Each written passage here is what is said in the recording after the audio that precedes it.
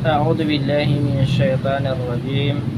رب اشرح لي صدري ويسر لي أمري واحلل عقدة من لساني يفقه قولي.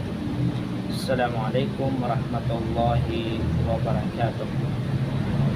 Mga kapatid, sa pananampalatayang Islam, so alhamdulillah, tayo ay masalamat kay Allah dahil tayo ay umabot na naman sa ngayong Ramadan. Alam po natin na napakaraming mga tao na sila ay nagdudua o nanalangin na sila ay umabot sa buwan ng Ramadan. So dahil hindi naabutan, so tayo ay magpapasalamat, lubos na pasalamat kay Allah dahil tayo ay nabutan ng Ramadan na ito.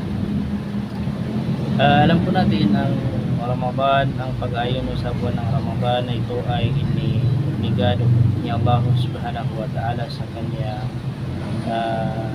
mga alipin sa mga taong ang kanyang relihiyon ay Islam. At ang sinumang tao na mag-ayuno sa buwan ng Ramadan ay siya po ay papatawarin ng Allah subhanahu wa ta'ala. Masyaallah. Kaya kung gusto mo na ikaw ay mapatawad, kung gusto mo na ikaw ay patawarin ni Allah subhanahu wa ta'ala sa iyong mga kasalanan, ay nararapat lamang na ikaw ay magpasting, ikaw ay mag-ayuno sa buwan ng Ramadan. Ang pag-ayuno sa buwan ng Ramadan na ito ay iniobligado ni Allah subhanahu wa ta'ala sa kanyang mga alipin, kahalintulad o patulad ng pag-obligado ni Allah subhanahu wa ta'ala sa mga nauna sa atin. Yung mga nauna sa atin ay ito din ay iniobligado o sila ay inutusan ni Allah subhanahu wa ta'ala na mag-ayuno sa buwan ng Ramadan. So, tulad ng sinabi ni Allah subhanahu wa ta'ala, palagi natin naririnig sa ating mga ulama, halos lahat tayo ay pisalo natin, no? Ba'da a'udhu billahi minash shaitanir rajim. يا أيها الذين آمنوا كتب عليكم الصيام كما كتب على الذين من قبلكم لعلكم تتقون. Surah Al-Baqarah. Ayon sa pinakamalapit na kahulugan, mga kapatid, sa pananampalatayang Islam, sabi ni Allah, o kayong mga naniniwala o mananampalataya, ang saum, ang pag-ayuno ay iniobligado sa inyo tulad ng mga pag-obligado sa mga nauna sa inyo, upang sakali kayo ay matapos sa Allah subhanahu wa ta'ala nang may tunay na pagkatapos sa kanya. Subhanallah. Tayo ay iniobligado sa atin ni Allah subhanahu wa ta'ala na kayo ay mag-ayuno sa buwan ng Ramadan, ngayong buwan ng Ramadan. At alam po natin na kapag ang obligado, kapag ang isang Muslim ay hindi niya ginawa, ay siya po ay magkakaroon ng kasalanan, karoon ng kaparusahan sa kabilang buhay, mga kapatid, sa pananampalatayang Islam.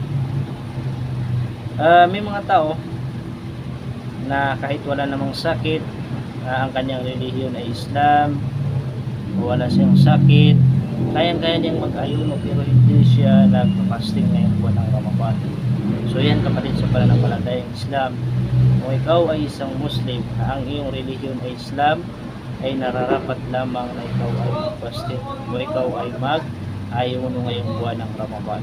Dahil tayo ay binigyan ni Allah subhanahu wa ta'ala na ang sinumang tao daw na mag-ayuno sa buwan ng Ramadan na may kasamang iman, may kasamang pananampalataya kay Allah subhanahu wa ta'ala, ay siya ay papatawarin ni Allah, papatawarin sa kanya ni Allah subhanahu wa ta'ala ng kanyang mga kasalanan, mga kapatid, sa pananampalatayang Islam.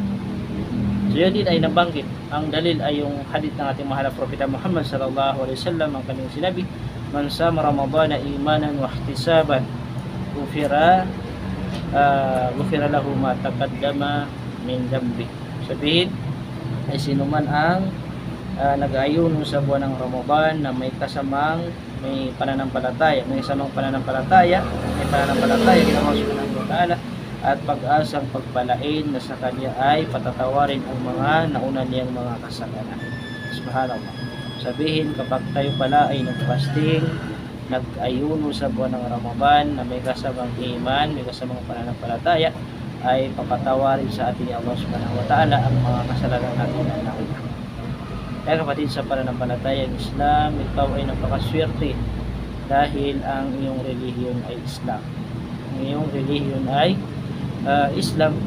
At sabi ni Allah subhanahu wa ta'ala, "Faman shahida minkum as-sahra falyasum." Kaya sino man sa inyo ang nakatanaw, umabot sa bagong buwan ng Ramadan, ay siya ay nararapat na mag-ayuno. Siya ay nararapat daw na mag-ayuno, mga kapatid, sa pananampalatayang Islam. Kaya ikaw ay isang Muslim, mga kapatid sa pananampalatayang Islam, napakaswerte mo dahil ikaw ay umabot sa buwan ng Ramadan, ay nararapat lamang na tayo ay mag-fasting. Assalamualaikum warahmatullahi wabarakatuh.